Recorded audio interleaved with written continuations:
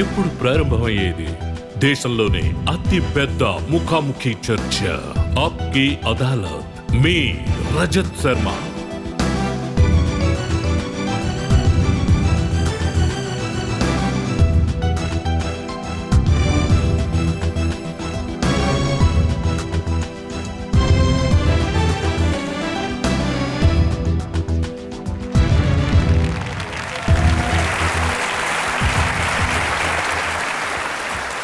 నమస్కారం. ఆప్కి అదాలత్కి మీకు స్వాగతం. ఆప్కి అదాలత్ లో ఎవరు ఎక్కువ కాంట్రవర్సీలో ఇరుక్కుంటున్నారో, ఎవరు న్యూస్ లో మాట్లాడింపబడుతున్నారో వాళ్ళని పిలుస్తాం. ఆప్కి అదాలత్ కి ఇవాళ ఎలాంటి పర్సనాలిటీని పిలవబోతున్నామంటే, ఆవిడ కాంట్రవర్సీస్ లో తుఫాన్ని సృష్టించారు. ఆవిడ ప్రతిరోజు మీడియాలో, న్యూస్ పేపర్లో, న్యూస్ ఛానల్స్ లో వస్తూ ఉంటారు. ఆవిడని ప్రజలు చాలా ప్రశ్నలు అడగాలనుకుంటున్నారు. అలాగే ఆవిడ మీద ఆరోపణలు చాలా ఉన్నాయి. ఇవాళ ఆప్కి అదాలత్ లో ఆవిడనే మనం అడుగుదాం.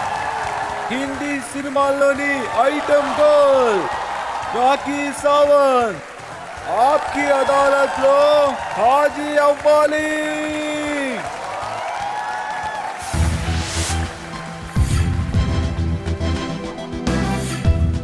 ఆప్కి అదాలత్ లో ఇవాళ మనం కేసు మొదలు పెట్టడానికి ముందు ఇవాటి ఆప్కి అదాలత్ కి జడ్జి అయిన నఫీసా అలీ గారిని పర్మిషన్ అడుగుదాం. ఇప్పుడు కేసు ప్రారంభిస్తాం. రాఖీ గారు, నేను ముందుగా మీకు థ్యాంక్స్ చెప్పాలనుకుంటున్నాను. కోర్ట్ డిగ్నిటీని మీరు దృష్టిలో పెట్టుకుని ఇవాళ ఆప్కి అదాలత్కి మీరు డీసెంట్ బట్టలు వేసుకొచ్చారు.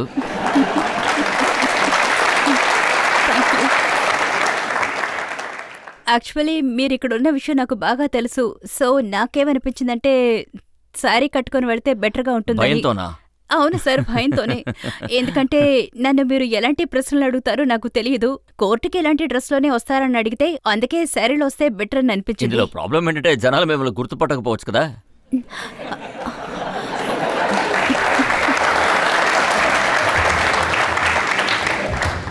సరే, ఇవాళ కేసుని మొదలు పెడదాం. రాఖీ సావంత్ గారి మీద మొదటి ఆరోపణ. ఆప్కి అదాలత్ లో ఐటమ్ గర్ల్ రాఖీ సావంత్ గారి మీద ఆరోపణ. ఈవిడ పాపులారిటీ కోసం వల్గారిటీని ఉపయోగించుకున్నారు. రాఖీ, నేను మీ చిన్నప్పటి విషయాల్ని రీసెర్చ్ చేసినప్పుడు నాకు ఏం తెలిసిందంటే, మీరు ఇప్పుడున్నట్టు అప్పుడు లేరు. మీరు చిన్నప్పుడు బాగా బొద్దుగా బోండాలా ఉండేవారు. అవును, చిన్న వయసులో చాలా లావుగా ఉండేదాన్ని.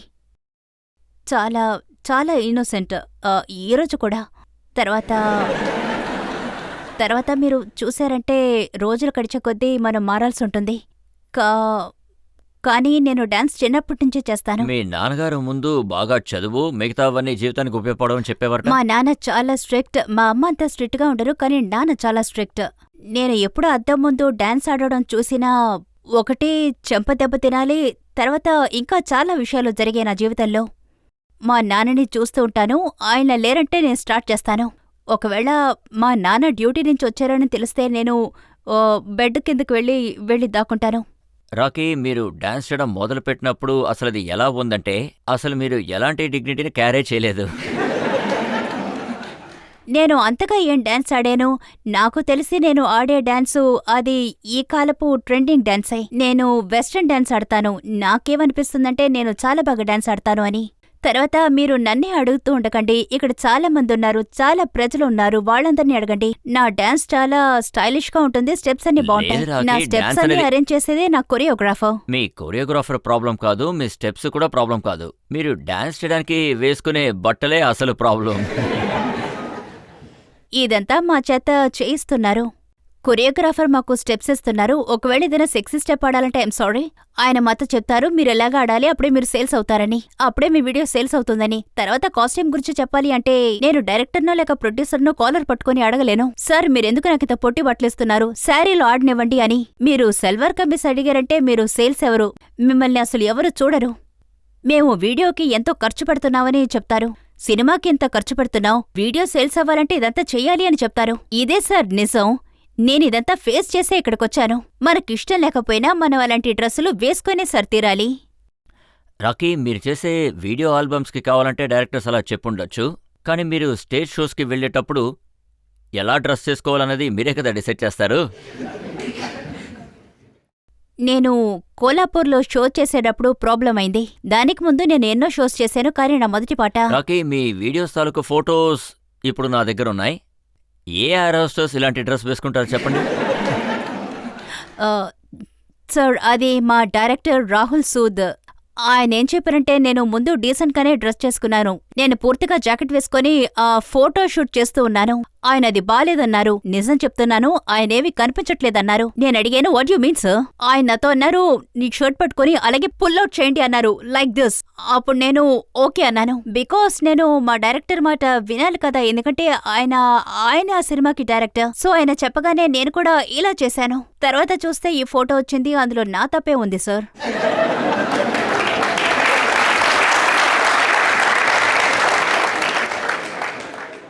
అసలు మీరు ఏమంటున్నారంటే మీరు ఒక అమాయకురాలు, డైరెక్టర్ చెప్పిందే చేస్తాను, ఆయన చెప్పింది చేశాక దాని పరిణామాలంటో నాకు తెలీదు అంటున్నారు. సార్ దాని కాన్సిక్వెన్సెస్ ఎలా ఉంటాయో నాకు తెలుసు. సార్ ఈ ఫిలిం ఇండస్ట్రీలో నేను ఒక్కదాన్ని మాత్రమే లేను. ఇంతకంటే ఒక వల్గర్ అయిన మూవీ ఉంది. ఆ మూవీ పేరు చెప్పచ్చో లేదో నాకు తెలీదు. అందులో హీరోయిన్ ఫుల్గా న్యూడ్గా ఉంటారు. ఆ ఒంటి నిండా టాటూస్ ఉంటాయి. అది చూసారా? అలా నేనేం చేయలేదుగా. నా వీడియోస్ అన్ని చూడండి. పర్దేశియా నుంచి ఆటోబేసిబా, బుడ్డా మిల్గయా, మొహమ్మదీ మిర్చి ఇలాంటి క్లాసిక్ వీడియోస్ ఎన్నో ఉన్నాయి. అది నా పొట్టి బట్టల వల్ల కాదు, నా ఎక్స్ప్రెషన్స్ వల్ల, నా డాన్స్ అండ్ నా టాలెంట్ వల్ల కూడా సార్. ఇక్కడున్న సినిమాస్ అన్ని చేశారంటే ఒక హాఫ్ అన్ అవర్ అయినా స్మూచింగ్ చేస్తారు సార్. అలాంటి మూవీస్ కూడా ఉన్నాయి.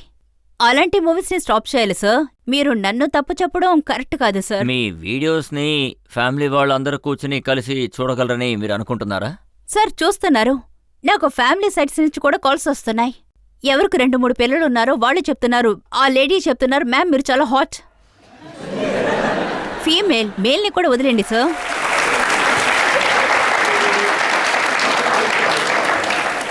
అయితే నాకు దీనికి సమాధానం చెప్పండి.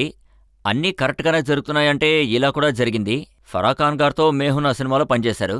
అప్పుడు మీరు సెట్ నుంచి తిరిగి వస్తున్నప్పుడు మీరు చాలా షార్ట్ డ్రెస్ వేసుకున్నారు. తర్వాత ఇంటికి మీరు బుర్కా వేసుకుని వెళ్లారట. ఫరాఖాన్ మూవీకి నేను ఆడిషన్ ఇచ్చినప్పుడు వాళ్ళేమన్నారంటే నేను షార్ట్ డ్రెస్ వేసుకొని రావాలి. షారుఖ్ ఖాన్ ఫిలింకి ఆడిషన్ ఇచ్చేటప్పుడు అంతకుముందు ఏ మూవీస్ చేయనందువల్ల ఫ్లాట్ నుంచి అలాగే ఎలా దిగొస్తాను షార్ట్ డ్రెస్ వేసుకుని.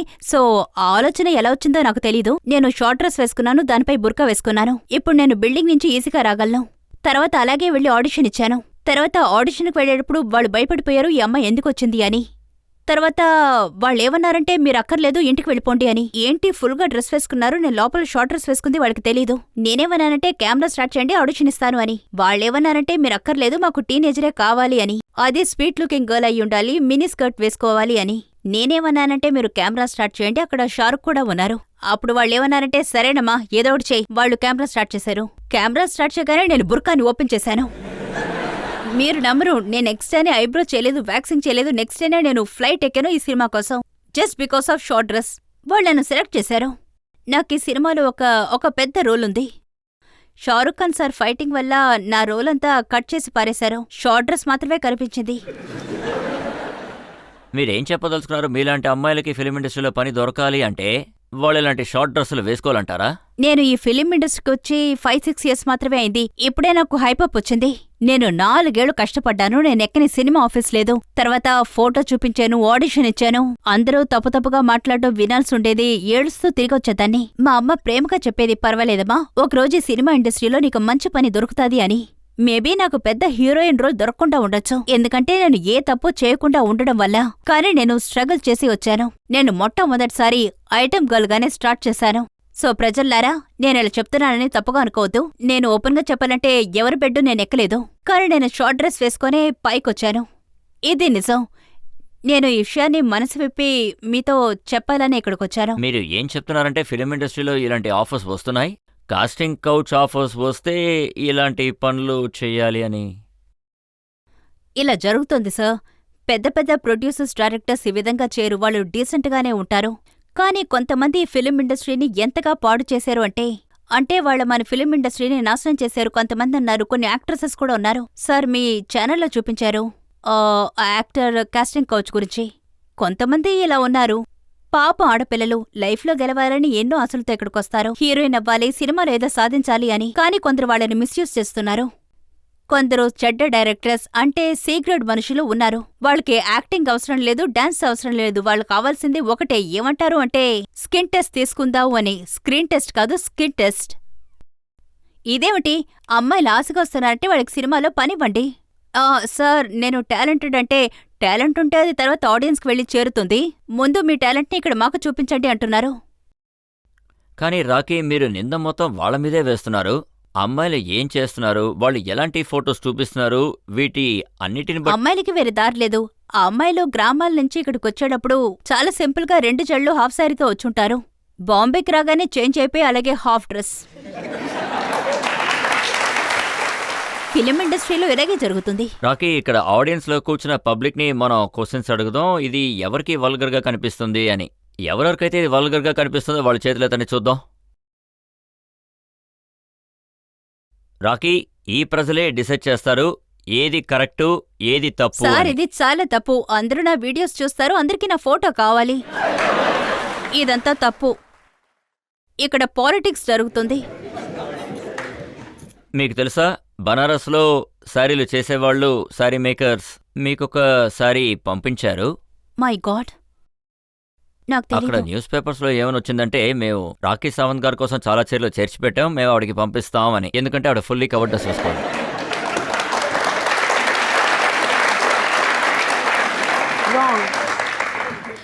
సార్, నేను ఎలాంటి సినిమాలు చేయాలనుకుంటున్నానంటే, సంజయ్ లీలా బన్సాలే నన్ను సెండ్ చేసిరంటే నా కాస్ట్యూమ్ శారీ అయి ఉంటుంది. నన్ను షార్ట్ డ్రెస్ వేసుకొనివ్వరు. ఒక్కొక్క డైరెక్టర్కి చాలా డిఫరెన్స్ ఉంటుంది. ఇప్పుడు నేను మహేష్ భట్ సినిమా చేశానంటే నా డ్రెస్సు ఏవై ఉంటుందనుకుంటారు? ఆయన ఎలాంటి కాస్ట్యూమ్ నాకు ఇస్తారనుకుంటారు? మీకు ఇప్పటివరకు అలాంటి డైరెక్టర్ దొరకలేదు? అలాంటి డైరెక్టర్ ఇంకా దొరకలేదు సార్.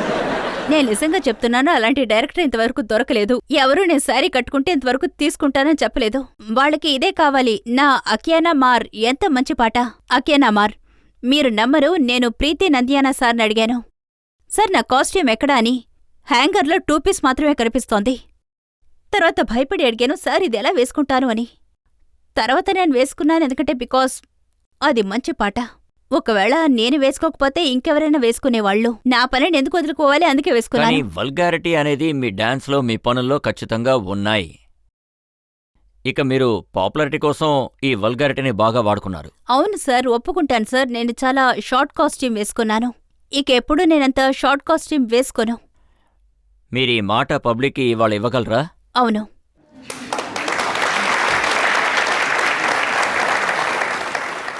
రాకీ, మీ కాస్ట్యూమ్స్ వల్ల ఎలాంటి కాంట్రవర్సెస్లు క్రియేట్ అయ్యాయి, ఎలాంటి చర్చలు మొదలయ్యాయి, ప్రజలు చెప్పినవన్నీ కూడా ఇప్పుడు నా దగ్గర పెద్ద లిస్టుగా ఉంది. ఇప్పుడు మనం ఒక చిన్న బ్రేక్ తీసుకుందాం. బ్రేక్ తర్వాత రాకీ సావంత్ గారిని అడగాల్సిన ప్రశ్నలు చాలా ఉన్నాయి, మనం అడుగుదాం. అలాగే ఆవిడ బట్టల వల్ల, ఇంకా ఐటమ్ సాంగ్స్ వల్ల వచ్చిన కాంట్రవర్సీస్ చాలా ఉన్నాయి, మనం అడుగుదాం.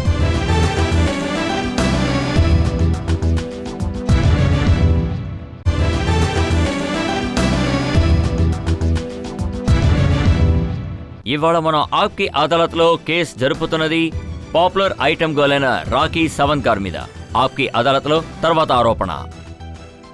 ఆప్కి అదాలత్లో ఐటమ్ గర్ల్ రాకీ సావంత్ గారి మీదున్న తర్వాత ఆరోపణ.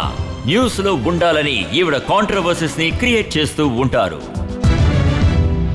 రాకీ, చాలా మంది మీ గురించి ఇలా చెప్పారు, మీరు న్యూస్ లో రావాలని చాలా కాంట్రవర్సీస్ ని క్రియేట్ చేస్తూ ఉంటారట. అంటే కాంట్రవర్సీస్ ని మీరు క్రియేట్ చేస్తూ ఉంటారు, అందుకే మిమ్మల్ని ఫిలిం ఇండస్ట్రీలో మిర్చి సావంత్ అంటారట. నేను మీకు ఒక ఎగ్జాంపుల్ చెప్తాను. మీ బ్రదర్ మీతో ఒక సినిమా తీశారు, ఆ సినిమాలో కూడా మీరు డాన్స్ చేశారు. మీరు డాన్స్ చేయడానికి వేసుకున్న బట్టల మీద కాయిన్స్ అంటించారు.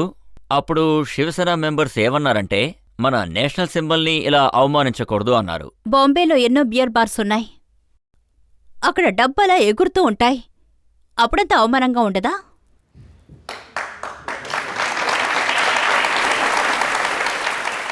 నా కాస్ట్యూమ్ చూసారంటే, నా కాస్ట్యూమ్ మీద మొత్తం ఆ కాస్ట్యూమ్ పై నా బ్రదర్ ఆ కాయిన్స్ ని అతికించారు.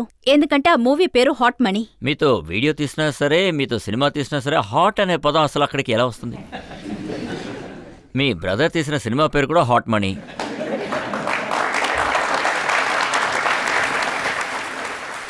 అప్పుడు నేను ఆ రోజంతా కాస్ట్యూమ్ వేసుకుని ఇలాగే ఉన్నాను. అప్పుడు ఒక్కొక్క కాయిన్ గా కింద పడిపోతూ ఉంది. అయినా నేను తీసి అతికించుకుంటున్నాను. అయినా నాకు తెలుసు అలా చేయకూడదు, అలా జరగకూడదు అని. అయినా అది సెన్సార్లో కట్ అయిపోయింది. అది మూవీలో లేదు. ఆ సినిమాలో సీన్ని సెన్సార్ వాళ్ళు కట్ చేశారు. మీరు చేసే షోస్ని ముంబై పోలీసులు కట్ చేశారు.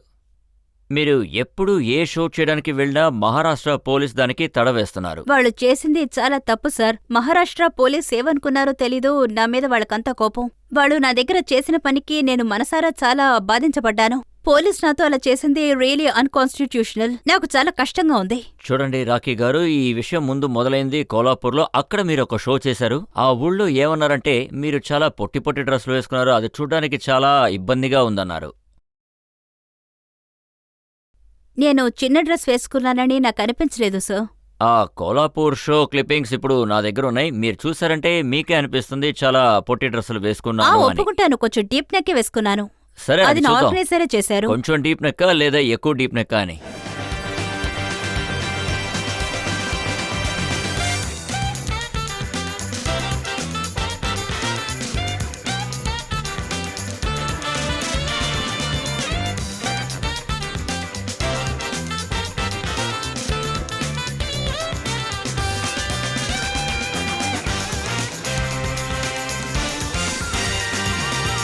I can't hear you.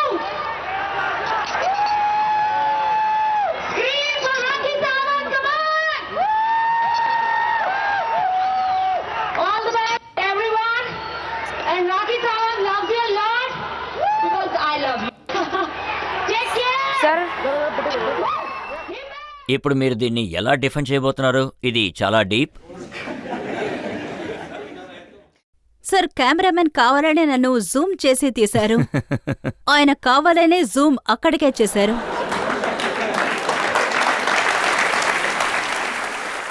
నేనేం చెప్తున్నానంటే నేను పర్ఫార్మెన్స్ చేసేది అక్కడ. తర్వాత నా ఆడియన్స్ అక్కడున్నారు. అక్కడున్న ఆడియన్స్కి అసలేమీ కనిపించదు. మేం ఆడేది మాత్రమే కనిపిస్తుంది. అక్కడున్న వాళ్ళకి అక్కడ రాకేష్ సవంత్ ఉందని మాత్రమే తెలుస్తుంది. ఎందుకంటే ఆడియన్స్ కి స్టేజ్ కి మధ్యలో లేదు, ఆడియన్స్ కి కనిపించదు, నేను ఒప్పుకుంటున్నాను. కానీ మీరు రెడీ అయ్యేటప్పుడు మీకు కనిపిస్తుంది కదా, నేను దాని గురించి అడుగుతున్నాను.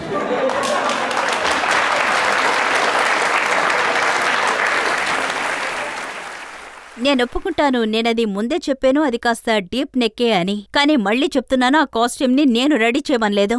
హేవార్డ్ 5000 బ్రాండ్ కోసం నేనప్పుడు పర్ఫామ్ చేస్తున్నాను. వాళ్లే నాకప్పుడు లెహంగా, జాకెట్, తర్వాత ఆ పాటలో నాకు 3 కాస్ట్యూమ్స్ ఇచ్చారు. హేవార్డ్ 5000 లెహంగా, జాకెట్, వాళ్ళ అస్తమానం ఈ కాస్ట్యూమే ఇస్తూ ఉన్నారు. సో నేను ఓకే అన్నాను, ఎందుకంటే ఆడియన్స్ చాలా దూరంగా ఉన్నారు, వాళ్ళు దగ్గర కూడా లేరు. కొంతమంది డైరెక్టర్స్ మీకు బట్టలు ఇస్తున్నారు, మీ బ్రదర్ ఏమో మీకు కాయిన్స్ అంటించారు, అలాగే ఆర్గనైజర్స్ కూడా మీకు బట్టలు ఇస్తున్నారు. ఇందులో మీ తప్పేం లేదు. సార్, నేను చాలా ఇన్నోసెంట్, నా మీద ఏ తప్పు లేదు. వాళ్ళు నాకు ఏ డ్రెస్ ఇస్తున్నారో అది నేను వేసుకుంటాను. వాళ్ళు ఇచ్చేవే నేను వేసుకుంటున్నాను, ఏది ఇచ్చినా వేసుకుంటాను అని అంటున్నారు. మరి పోలీసులు తడ చేస్తే మీకేంటి ప్రాబ్లం? నాసిక్లో మీ షో జరిగేటప్పుడు దీనివల్లే అక్కడ ఒక పెద్ద గొడవ కూడా జరిగింది. ఎందుకంటే ఆ షోలో ఆప్షన్ ఉంది, వల్గారిటీ కూడా ఉంది. సార్, ఇది తప్పని నేను అసలు ఒప్పుకోను. ఎందుకంటే అక్కడ ఏం జరిగిందంటే అసలు మా షో 2 అవర్స్ మాత్రమే. తర్వాత ఆడియన్స్ అక్కడ నా డాన్స్ చూసిన తర్వాత వన్స్ మోర్ అని అక్కడ అరుస్తూనే ఉన్నారు. తర్వాత పోలీస్ ఆర్గనైజర్ కి పర్మిషన్ ఇవ్వలేదు, ఎందుకంటే కోర్టు రూల్ ఉంది, అది మేము ఫాలో అవ్వాలి. 2 అవర్స్ కి మించి మేము షో చేయకూడదు. కానీ ఆడియన్స్ ఏమంటున్నారంటే వి వాంట్ మోర్ పర్ఫార్మెన్స్ అని. ఆడియన్స్ చాలా కాస్ట్లీ టికెట్స్ 2000, 3000 పెట్టి కొనుక్కొని వస్తున్నారు. అంత ఫ్యాన్ ఫాలోయింగ్ ఉంది. ఫస్ట్ టైం 35 నుంచి 40,000 ఆడియన్సెస్ అక్కడ ఉన్నారు నా షో చూడ్డానికి. అక్కడ ఒకరిపై ఒకరు ఎక్కుకుంటూ ఇలా వస్తూ ఉన్నారు రాకీని చూడ్డానికి. సార్, అప్పుడు వాళ్ల మధ్య గొడవ కూడా జరుగుతుంది. ఇంతమందిని పోలీసులు ఎలా కంట్రోల్ చేస్తారు? తర్వాత అక్కడ ఏమైనా గొడవ జరిగి ఆర్గ్యుమెంట్ జరిగితే అక్కడున్న సమస్యని అలాగే వదిలేస్తారు. తర్వాత అందరి ఫోకస్ నా మీద, నా స్కర్ట్ మీద ఉంటుంది. రాకీ వల్లే గొడవ జరిగింది అని, మీరు మీ షో ఆపేయండి అని. సార్, పోలీసుల పని ప్రొటెక్షన్ చేయడం ప్రజల్ని. నన్ను సరే, ఆడియన్స్ ని సరే, అదే షో చూడడానికి వచ్చిన మీరు ఆడియన్స్ ని రెచ్చగొట్టి ప్రొవోక్ చేస్తే పోలీసులు మీకు ప్రొటెక్షన్ ఇవ్వాలా? సార్, నేను రెచ్చగొట్టలేదు, నేను డాన్స్ మాత్రమే ఆడాను. సార్, నేను ఫేమస్ అయ్యానంటే అది నా డాన్స్ వల్ల మాత్రమే. నా ఎక్స్ప్రెషన్. ఒకవేళ నన్ను మీ షోకి పిలిచారంటే నేనొచ్చి అక్కడ భజనలు చేస్తానా చెప్పండి?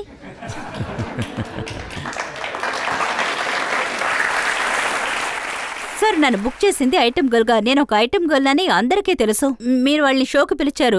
సార్, ఆఫ్ కోర్స్ మీరు ఒక 15 మినిట్స్ ఊపిరి పీల్చుకోకుండా డాన్స్ చేశాను, కంటిన్యూస్ గా చేశాను.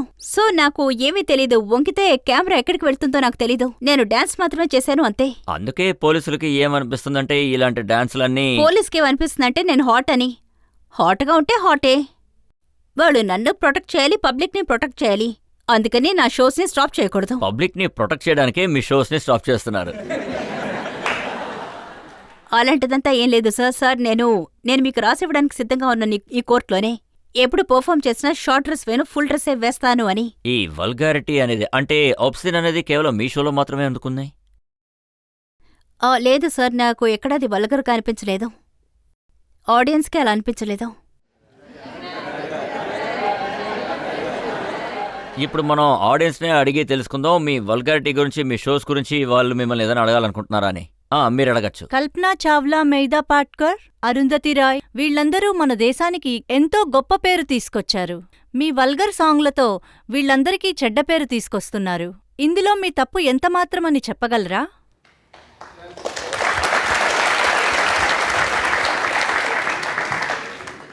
నేను ఒక కొత్త ట్రెండ్ని క్రియేట్ చేశాను. నేను ఏదో కొత్తగా చేయాలని అనుకుంటున్నాను, కానీ రాకీ అయితే మీరు దేశం పేరుని కాపాడుతున్నానని అంటున్నారా? చెప్పండి. ప్రజల కళ్ళకి నేను హాట్గా కనిపిస్తే దానికి నేనేం చేయను. రాకీ, నేను ఏం విన్నానంటే మిమ్మల్ని ఇక్కడ మాత్రమే కాదు దుబాయ్లో కూడా మిమ్మల్ని బ్యాన్ చేశారు. అక్కడ మీ పెర్ఫార్మెన్స్ని ఆపాల్సి వచ్చిందట. దుబాయ్లో నేను పర్ఫామ్ చేస్తుండగా ఒకరు ధైర్యంగా వచ్చి నేను పర్ఫామ్ చేస్తుండగా నాతో మిస్బిహేవ్ చేశారు. నేను అలాగే చెంప మీద ఒకటిచ్చాను. నేను బ్లాక్ లిస్ట్ అయిపోయాను, ఎందుకంటే నేను ఇండియా అమ్మాయిని. నేనెక్కడ పర్ఫామ్ చేస్తున్నాను, మీరు స్టేజ్ ఎక్కి నన్ను ఎలా ముట్టుకోగలరు చెప్పండి? అందుకే కొట్టాను, బ్లాక్ లిస్ట్ చేశారు, చేస్తే చేయనివ్వండి. అయితే మీరు ఏం కానీ చెప్పాలి సార్, ఆ తర్వాత వాళ్ళు నన్ను మళ్ళీ పిలిచారు షో చూడ్డానికి. ఆ తర్వాత ఎవరికి ధైర్యం లేదు నన్ను ముట్టుకోవడానికి. అయితే ఇప్పుడు మీరు ఏమంటున్నారంటే ఎవడో వచ్చి మీద చెయ్యేసాడు, అందుకే చెంపద మీద కొట్టానంటున్నారు. కానీ మా దగ్గర ఇలాంటి క్లిప్పింగ్స్ కూడా ఉన్నాయి. ఒకరు మిమ్మల్ని కిస్ చేస్తే మీరు కూడా ఆయన్ని కిస్ చేశారు. ఇందులో మీరు ఆయన ఎక్కడ కొట్టారో తెలియట్లేదే.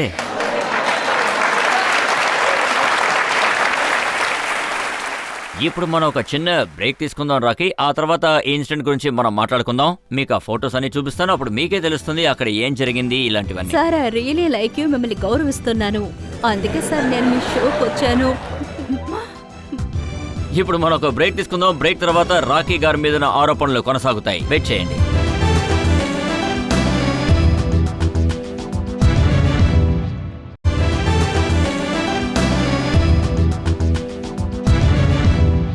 ఆప్కి అదాలత్లో ఇవాళ మన కేసు నడుపుతున్నది, ప్రజల తరపున ప్రశ్నలు అడుగుతున్నది ఐటమ్ గర్ల్ అయిన రాకీ సావంత్ గారిని. ఆప్కి అదాలత్లో తర్వాత ఆరోపణ. ఆప్కి అదాలత్లో ఐటమ్ గర్ల్ రాకీ సావంత్ గారి మీద ఆరోపణ. పాపులారిటీ కోసం ఈవిడ పబ్లిసిటీ స్టంట్స్ చేస్తూ ఉంటారు. రాకీ, మీరు ఏ ఇన్సిడెంట్ గురించి అయితే మీరు మాట్లాడుతున్నారో, ఆ మీకా మిమ్మల్ని బలవంతంగా కిస్ చేశారని చెప్తున్నారు. ఆ ఇన్సిడెంట్ గురించి అందరూ మాట్లాడుకుంటున్నారు. మీరు ఆ ఇన్సిడెంట్ ని మొత్తం ఒక పబ్లిసిటీ స్టంట్ కోసమే చేశారని అందరూ అనుకుంటున్నారు. నేనొక ఫ్రెండ్గా వెళ్ళాను. తర్వాత ఆయన చెంప మీద కిస్ చేశాను. అది ఎలాంటి కిస్ అంటే బ్లెస్సింగ్ కిస్. ఒక తల్లి తన కూతుర్ని, ఒక తండ్రి తన కూతుర్ని కిస్ చేసి ఇలాంటి బ్లెస్సింగ్ కిస్. ఇక్కడ అది నా ఫ్రెండ్ని బ్లెస్సింగ్ కిస్ చేశాను. తర్వాత కేక్ కూడా తెరిపించాను. సో నా మనసులో ఎటువంటి తప్పుడు ఉద్దేశమూ లేదు. తర్వాత యాజ్ ఏ ఫ్రెండ్, అది నా ఫ్రెండ్ అయినా సరే, బ్రదర్ అయినా సరే, నేను అలా చేశాను. తర్వాత ఆయన చేసింది సార్, ఆయన చాలా చాలా పెద్ద తప్పు చేశారు.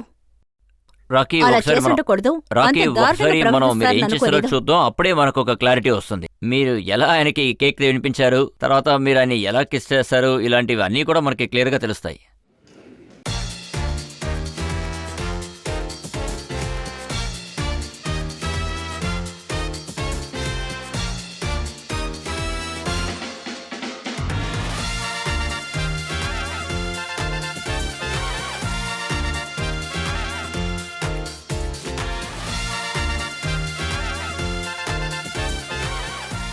రాకీ, మీరు మీకా గారి మొహం మీద కేక్ పోయడం మేము చూసాం.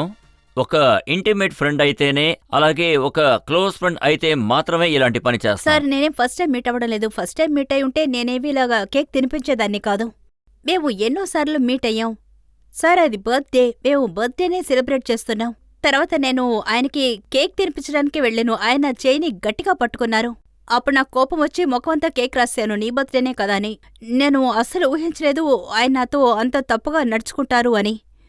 నాకు చాలా కష్టం అనిపించింది, ఎందుకంటే నేను ఆ సినిమాస్లో ఎంత షార్ట్ డ్రెస్ వేసుకున్నా సరే, లేక ఐటమ్ గర్ల్గా ఉన్నా లేదు, నా శరీరాన్ని చూపిస్తున్నానని నన్ను ఏ మగాడు యూజ్ చేసుకోవాలని అర్థం కాదు. నా దగ్గర ఎవరూ ఇలా తప్పుగా నడుచుకోవాల్సిన అవసరం లేదు. తర్వాత ఇప్పుడే నేను తప్పుగా మాట్లాడడం లేదు, కరెక్ట్గానే మాట్లాడుతున్నాను. రాకీ, మీరు ఇలాంటి ఒక సిచ్యువేషన్ ని క్రియేట్ చేస్తున్నారు, ఒక ప్రొవొకేషన్ ని క్రియేట్ చేస్తున్నారు, మీరు ఒక ఇమేజ్ ని క్రియేట్ చేస్తున్నారు. మరి ఇలాంటి సంఘటనలకి ఎవరు బాధ్యత వహిస్తారు చెప్పండి? ఎందుకంటే అది నా ఇమేజ్, అది నా ఫిలిం ఇండస్ట్రీ కోసం. సినిమాలో ఐటమ్ గర్ల్ గా చేస్తున్నానంటే అది నా పని. ఒకళ్ళకెంత ధైర్యంగా ఉంటే ఇలా చేస్తారు పబ్లిక్గా? నా షార్ట్ డ్రెస్ వల్ల తర్వాత నా కెరీర్లో ఉందని ఇలా యూజ్ చేసుకుంటారా నన్ను? అది కుదరదు. ఎవరికీ ధైర్యం లేదు. ఏ మగాడికి అటువంటి గట్స్ లేదు సార్. ఆ అమ్మాయి శారీలో ఉన్నా సరే, సల్వార్లో ఉన్నా సరే, స్కర్ట్లో ఉన్నా సరే, ఎవరైనా సరే తన దగ్గర ఇలా నడుచుకోవడానికి హక్కు లేదు. రాకీ, ఆ పార్టీలో చాలా మంది ఉన్నారు, ప్రముఖ సింగర్స్ ఉన్నారు. సునీతి చౌహాన్ గారు ఉన్నారు, ఆవిడ ఇంటర్వ్యూ కూడా నేను చదివాను. సునీతి చౌహాన్ గారు ఏమన్నారంటే, ముందు రాకీ కిస్ చేసింది, తర్వాత రాకీనే మీకాని ఇన్వైట్ చేస్తున్నట్టుగా ఒక సిచ్యువేషన్ ని క్రియేట్ చేసింది. సార్, సునీతి చెప్పింది పూర్తిగా అబద్ధం. నాకేమనిపిస్తుందంటే మీకోతో కలిసి వాళ్ళు వీడియో చేయాలని ప్లాన్ వేసుకున్నారు. అందుకే వాళ్ళు ఫాల్స్ స్టేట్మెంట్ ఇచ్చారు. ఎందుకంటే మరుసటి రోజే వాళ్ళు స్టేట్మెంట్ ఇచ్చేశారు. షిఫాళీ జెరీ ఏమన్నారంటే తన హస్బెండ్ హర్మితో ఇచ్చారు, తర్వాత సునీతి కూడా ఇచ్చారు. ఆ నెక్స్ట్ డే నుంచే అన్ని న్యూస్ పేపర్స్లోనూ నిజం బయటకొచ్చింది. అదేంటంటే ఆయన నన్ను బలవంతంగా కిస్ చేసేటప్పుడు వాళ్ళ ముగ్గురు నుంచొని నవ్వుతూ ఉన్నారు. ఒక అమ్మాయిని బలవంతంగా కిస్ చేసేటప్పుడు వాళ్ళ ముగ్గురు నుంచొని నవ్వుతూ ఉన్నారు. ముగ్గురు ఇరుక్కున్నారు. తర్వాత న్యూస్లో వాళ్ళు చెప్పింది అబద్ధమని వాళ్లే ఒప్పుకున్నారు. దుబాయ్లో ఇలాంటి ఒక ఇన్సిడెంట్ జరిగినప్పుడు మీరు ఆయన్ని చంపదెబ్బ కొట్టారు, మరి ఇక్కడ చంపదెబ్బ కొట్టలేదే? మీరు చెప్పేది కరెక్టే సార్. దీనికి సమాధానం నేను మీకు తప్పకుండా చెప్తాను. ముందు నేను నా ఫ్రెండ్గా మీకాకి ఇంట్రడ్యూస్ చేశాను. సో నేను ఆయన్ని ఇంట్రడ్యూస్ చేసేటప్పుడు వెంటనే నేను ఇలా పట్టేసుకున్నారు. ఒక మగతను ఆడదాన్ని ఇలా పట్టేసుకుంటే తను వెంటనే బలహీనమైపోతుంది, ఎందుకంటే తను ఆడది. నాకేం అర్థం కాలేదు. ఫోర్స్గా తడితే ఇక్కడ నాకు గాయం ఏర్పడుతుంది. నేను ఫిలాసఫర్ని కాదు, సైంటిస్ట్ని కాదు, కానీ ఆ టైంలో నాకు ఇలాగే అనిపించింది సార్. ఆయన సడన్గా ఇలా పట్టుకోగానే భయపడిపోయాను. ఏం చేయాలో నాకు తోచలేదు. అప్పుడు మళ్ళీ ఆయన నన్ను పట్టుకున్నారు. అప్పుడు ఎదురుకుంటా మీడియా, నా ఫ్రెండ్స్, నా తమ్ముడు. సార్, అప్పుడు నా రియాక్షన్ చూస్తే నేను భయపడిపోయాను. నేను కల్లో కూడా ఆయన ఇలా చేస్తారని ఊహించలేదు. నేను భయంలో నా ఫేస్ మీద బలంగా కొట్టుకున్నాను. తర్వాత భయపడి అక్కడి నుంచి వెళ్ళిపోయాను సార్. కానీ మీకాని ఎక్కడైనా కలిశానంటే దాని చెంప మీద చళ్ళుమనిస్తాను సార్. తన జీవితంలోనే కిస్ అన్న మాటనే మర్చిపోతారు. తన జీవితంలో మర్చిపోనంతగా చెంపదెబ్బిస్తాను. ఒక అమ్మాయి యొక్క మర్యాద తన చేతుల్లోనే ఉంటుంది. లోకం అమ్మాయిని ఏ దృష్టితో చూస్తుందో దాన్ని బట్టే ఉంటుంది. సో మీరు ఆ పార్టీలో ఎలాంటి డ్రెస్సులు వేస్తున్నారో, ఎలా నడుచుకుంటున్నారో దాన్ని బట్టి మీకు తెలియలేదా? దీనివల్లనే మీకా ప్రవోక్ అయ్యాడని ఆ రోజు జరిగిన పార్టీలో మీ భాగం కూడా ఉంది.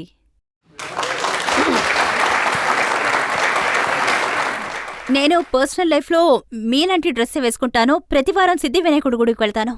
నాకు పేరెంట్స్ ఉన్నారు, అన్నదమ్ములున్నారు. చూసారంటే నేను అక్కడికి కేవలం ఫ్రెండ్గా మాత్రమే వెళ్ళాను.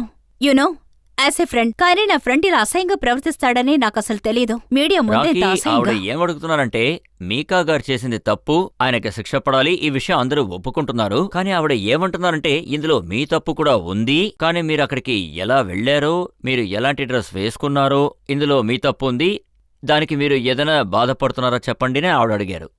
లేదు, నాకెటువంటి గిల్టు లేదు. నేను ఎలాంటి డ్రెస్ వేసుకున్నాను, తర్వాత ఎలా కేక్ తినిపించాను ఆయనకి. దాంట్లో మీ డ్రెస్సులు చాలా విచిత్రంగా ఉన్నాయి. అక్కడ అందరిలో కన్నా మీరే నేను ఒక్కదాని మాత్రమే కాదు, ఆ పార్టీలో 6-7 అందరూ షార్ట్ గానే డ్రెస్ వేసుకున్నారు, చాలా షార్ట్ గా. కానీ వాళ్ల టేపులు మాత్రం ఎందుకు చూపించలేదు? ఎందుకంటే ఇది నాతోనే జరిగింది, అందుకే చూపించలేదు. కాదు కాదు, అక్కడ చాలా మంది అమ్మాయిలున్నారు. నేను మిగతా వాళ్ళ గురించి దిగులు పడలేదు. అవును, నా బ్యాగ్ ఓపెన్ గానే ఉంది. ఇలాంటి కాస్ట్యూమ్స్ చాలా మార్కెట్లో ఉంటాయి. నేనేమి ఇంట్లో అది రెడీ చేయలేదు. అండ్ ఇలాంటి కాస్ట్యూమ్స్ ని ఒక డిజైనర్ నా వీడియో కోసం ఇచ్చారు, అది నేను వేసుకున్నానంతే. మార్కెట్లో చాలా రకాల వస్తువులు దొరుకుతాయి, కానీ ఆ డ్రెస్ వేసుకుంది మీరు. సార్, మీరంటే నాకెంతో గౌరవం. నేను మీ పెద్ద ఫ్యాన్ని. సార్ ప్లీజ్, మీరు నాకు తోడుగా లేకపోతే ఇంకెవరుంటారు? ప్లీజ్. రాకీ, మీరు ఎలాంటి రకమైన కాంట్రవర్సీ క్రియేట్ చేయాలని చెప్తున్నారు, కానీ సెన్సేషన్ ని క్రియేట్ చేయడానికి మీరు ఇచ్చిన అనౌన్స్మెంట్ మా దగ్గర ఉంది. ఇంకో ఆరోపణ కూడా ఉంది. ఇప్పుడు మనం ఒక చిన్న బ్రేక్ తీసుకుందాం. బ్రేక్ తర్వాత మన రాకీ గారిని ఆవిడిచ్చిన సెన్సేషనల్ అనౌన్స్మెంట్ గురించి మనం అడిగి తెలుసుకుందాం.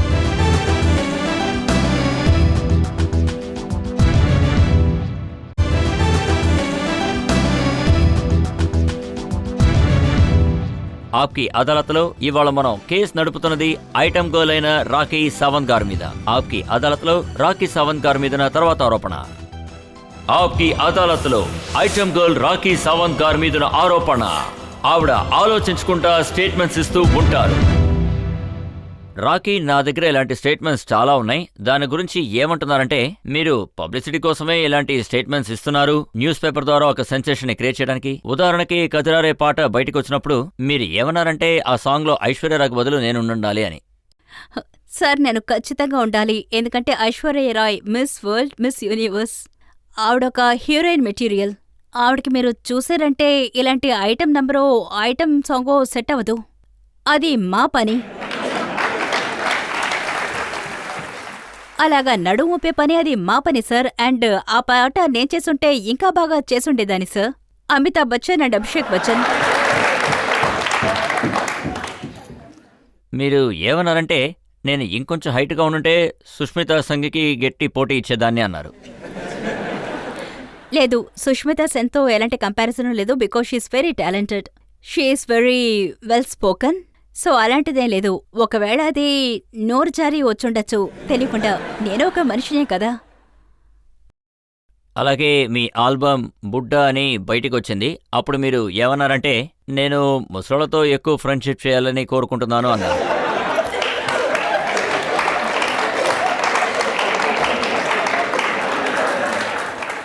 నేను దీన్ని ఎక్స్ప్లెయిన్ చేయాలనుకుంటున్నాను. ఎందుకంటే ఈరోజు ఎన్ని వీడియోస్ బయటకొచ్చినా యంగ్ అండ్ యునో కంపెనీ వాళ్ళు నాకు ఈ పాట చూపించినప్పుడు క్యా కరేరా ముజే బుడ్డా ముల్గేయా, అప్పుడు నేను ఇమీడియట్గా ఓకే అని చెప్పాను. నేనేమన్నానంటే, ఒక వీడియోనా తీయచ్చు. ఐఎమ్ సారీ, ఇక్కడున్న వాళ్ళందరూ యంగానే ఉన్నారు. ఐఎమ్ సారీ, ఒక వీడియో అయినా తీద్దావు అని. నేనేం చేస్తాను, క్యా కరేరా ముజే బుడ్డా మిల్గయా. అప్పుడు ముసలి వాళ్ళందరూ ఈ సాంగ్ నాకే అని అనుకుంటారు.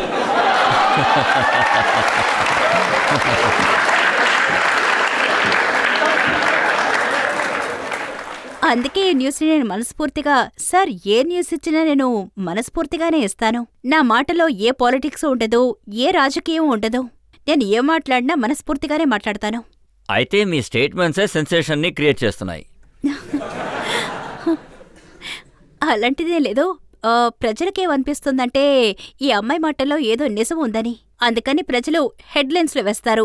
తర్వాత అన్ని ఛానల్స్లోనూ హెడ్లైన్స్లో వస్తుంది. అండ్ దట్స్ గుడ్, ప్రజలకు బాగుంటుంది.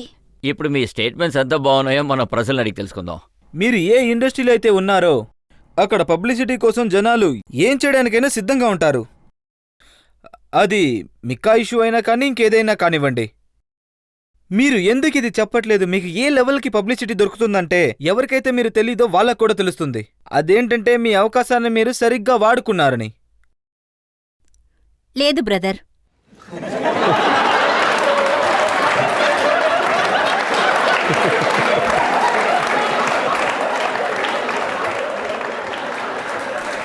నేనేది ఉపయోగించుకోలేదు. నాకు జరిగిన దారుణాలకి వ్యతిరేకంగా నేను మాట్లాడాను. ఒకవేళ ఈ ఇన్సిడెంట్ జరిగింది అంటే ఈ దారుణానికి వ్యతిరేకంగా ఈరోజు ఇక్కడ సిగ్గు మానాన్ని వదిలేసి, నాకు పేరెంట్స్ ఉన్నారు, నేను ఒకరికి కూతుర్ని, ఒకరికి చెల్లుల్ని, అయినా అన్నిటినీ వదిలేసి మీడియాకు ముందొచ్చాను అంటే, పోలీస్ స్టేషన్కి వెళ్ళి కంప్లైంట్ ఇచ్చాను. ఎందుకిచ్చాను అంటే పబ్లిసిటీని ఆలోచించి కాదు. నాకింత పబ్లిసిటీ అవసరం లేదు. ఎందుకంటే వాళ్ళకి శిక్ష దొరుకుతుందని. ఎందుకంటే సమాజంలో ఏ అమ్మాయికైనా సరే మళ్ళీ ఇలా జరగకూడదు. ఇప్పుడు మీరు మహిళల కోసం పోరాడబోతున్నారా? అవును, నేను పోరాడతాను. నేను ఆడపిల్లల కోసం ఖచ్చితంగా పోరాడతాను. మళ్ళీ ఎవరికైనా ఇటువంటి సంభవం జరిగితే ఆ అమ్మాయి నా దగ్గర హెల్ప్ కోసం వస్తే ఖచ్చితంగా తనకి నేను హెల్ప్ చేస్తాను. రాఖీజీ, నాకేమనిపిస్తుందంటే మీరు మీకోసం ఒక డెఫినేషన్ని క్రియేట్ చేసుకున్నారు. కంటి మీద ఇస్తే న్యాయంగా ఉంది, అదే నడుము మీద ఇస్తే అన్యాయమా? నా డ్రెస్ బాగుంది, నాకు బాగుంది. మనం ఏ సమాజంలో ఉన్నామో, మనం ఏం పని చేస్తున్నామో అది మనల్ని, మన దేశ ప్రజలందరినీ దశ మారుస్తుంది. దీని గురించి మీరేమనుకుంటున్నారు? చూసినట్లయితే మనకు కావాల్సింది ఎక్కడో మిస్ అవుతుంది. మీరు మీ ఐటమ్ డ్యాన్స్ని చేసేటప్పుడు, మీరు ఏదైనా సాంగ్ చేసేటప్పుడు కానీ, ఏదైనా సినిమాలు చేసేటప్పుడు కానీ, నేనేం చెప్పాలనుకుంటున్నానంటే, నేను ఏ సాంగ్ చేసినా, ఏ డ్రెస్ వేసుకున్నా, నా డైరెక్టర్ చెప్పడం వల్ల నేనేమి మిస్ యూనివర్స్ని కాదు, నేను సుష్మిత సెన్ని కాదు, ఐశ్వర్య రాయ్ని కాదు. నేను అబ్జెక్ట్ చేయలేను. ప్లీజ్, ఇది వద్దని చెప్తే వాళ్ళు వినరు. నేను ఒక కొత్త అమ్మాయిని, నేను ఒక స్ట్రగ్లర్ని. నా డైరెక్టర్ ప్రొడ్యూసర్ చెప్పింది నేను చేస్తాను. డాన్స్ ఆడమంటే ఆడతాను, షార్ట్ డ్రెస్ వేసుకోమంటే వేసుకుంటాను. కానీ రాకీ, మీకు ఎప్పుడు ఇలా అనిపించలేదా, మీరు ఇలా చేయడం వల్ల సమాజంలో ఉన్న యంగ్స్టర్స్ కూడా మిమ్మల్ని ఇన్స్పిరేషన్గా తీసుకుని అలా తయారవుతారేమోనని? They loved it sir. వాళ్ళకి చాలా ఇష్టం, నా వీడియోస్ చాలా సేల్స్ అవుతాయి. సిడీస్ లేక మీరేం చూసినా సరే వాళ్ళకి చాలా ఇష్టం. తర్వాత అందుకని ఈ రోజు నన్ను అన్ని వీడియోస్లోనూ తీసుకుంటున్నారు. కేవలం ఢిల్లీ, ముంబై, మెడ్రాస్, కల్కట్టాని చూసి మీ వీడియోస్ ఎక్కువగా వైరల్ అవుతున్నాయని డిసైడ్ అయిపోయారు. కాలేజ్ స్టూడెంట్స్ సరే, చూస్తారు. ఒక విషయం బాగా అర్థమవుతుంది, మీరు రాత్రంతా నా వీడియోసే చూస్తున్నారు. You loved it. మీరు రీవెంట్ చేసి చూస్తుంటారు. ఈ ఆరోపణలకి మీరిచ్చిన సమాధానాల తర్వాత ఇప్పుడు ఖచ్చితంగా బ్రేక్ తీసుకోవాలని చెప్తాను. బ్రేక్ తర్వాత ఆప్కి అదాలత్లో ఇవాల్టి జడ్జ్ నఫీసా అలీ గారి తీర్పేంటో మనమందరం విందాం.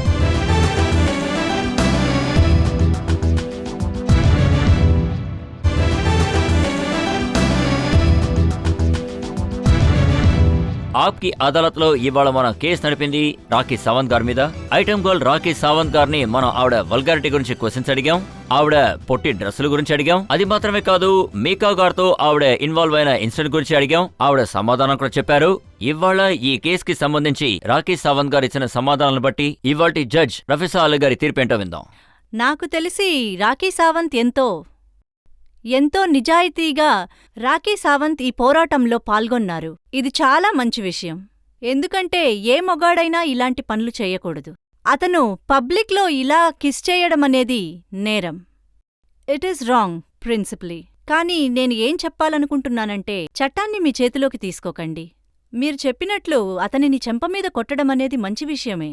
ఇప్పుడు మీరు అతనిని అవాయిడ్ చేయండి. Ignore him. ఇక మీరు అందరి ముందు మాట ఇచ్చిన ప్రకారం ఇక మీదట మీరు ప్రోగ్రాం వెళ్ళినప్పుడు మంచి బట్టలు వేసుకొని వెళ్ళండి. అప్పుడు పర్ఫార్మెన్స్ బాగుంటుంది, మీకు మంచి పేరొస్తుంది. మీరు టాలెంటెడ్, మంచి డాన్సర్ కూడా.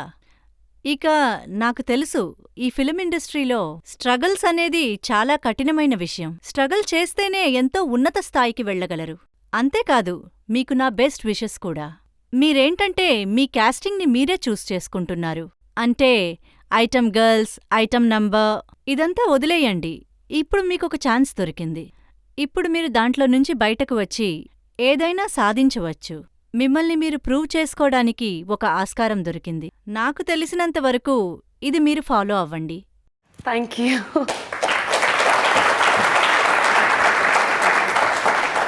Thank you. ఎంతో నమ్మకంతో ఒక కొత్త జీవితాన్ని ప్రారంభించే నమ్మకం ఇప్పుడు ఆవిడకి దొరికింది. ఆవిడ దీన్ని సద్వినియోగం చేసుకుంటారు అనుకుంటున్నాను. ఆవిడ మాటల్లో నిజాయితీ ఎంతవరకు ఉందో ప్రజలైనా మీరే డిసైడ్ చేయాలి. ఆ నిర్ణయాన్ని మీకే వదిలేస్తున్నాను. ఆప్కి అదాలత్లో తర్వాత ఎపిసోడ్ లో మీ అందరినీ కలుస్తాను. తర్వాత ఎపిసోడ్ లో ఇంకొక అతిథితో నేను మీ ముందుకు వస్తాను. అప్పటి వరకు సెలవు.